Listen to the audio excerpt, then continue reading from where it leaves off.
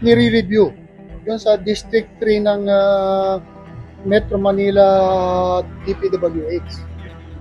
Hindi lang yung distrito ni Dean Asistio, pati yung doon kay Oka, pati doon sa distrito ni Egay, at pati yung mga dati pang mga naging congressman.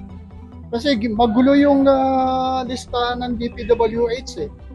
Sir, Iba? sa complaint mo, yung nasisila ko at saka si DPWHP sa buwatan niyan, sir?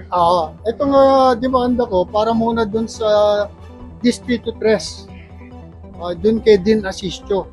Kasi nakita namin yung mga maanumalyang proyekto ron. Tsaka, Sir, nagsabuatan ng DP or sa Kong?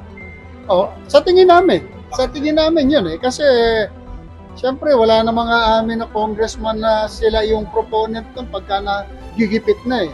Pero pag umarap sila sa tao, sinasabi nila sila nagpagawa ng proyekto na yan. At yun kasama dito sa aming demanda. Yes, sir. How were you able to establish na si Dean ay proponent ng mga projects? Meron kasi mga tarpaulin eh, tsaka may mga speeches siya.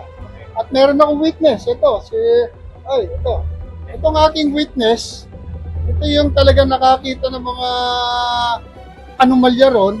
Alam niyo ba ginawa rito? Binaril ito. Ilang beses binaril. Nagtatakbo lang siya na malayo, maraming tama at walang gustong tumulong sa kanya. Kaya ito yung witness ko. Apa? Byron Tuloy. Byron Tuloy. At siya pa ngayon yung may kaso.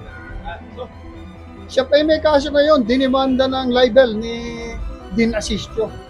Dahil nagsasalita siya tungkol doon sa mga nakita niyang anomalya. Ano po kung mo sa office? Nakakapapal yung ano po gusto nyo pong gawin ng office? Dapat may masuspinde, dapat may managot. Kung kailangan makulong, makulong. Di ba?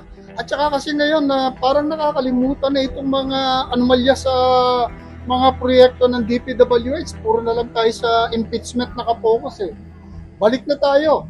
At inihikayat ko po lahat ng mamamayan na nakakakita ng anomalya, magsampa po kayo ng demanda. Hindi na kaya ng gobyerno, dapat tayong taong bayan na ang mag-file ng kaso.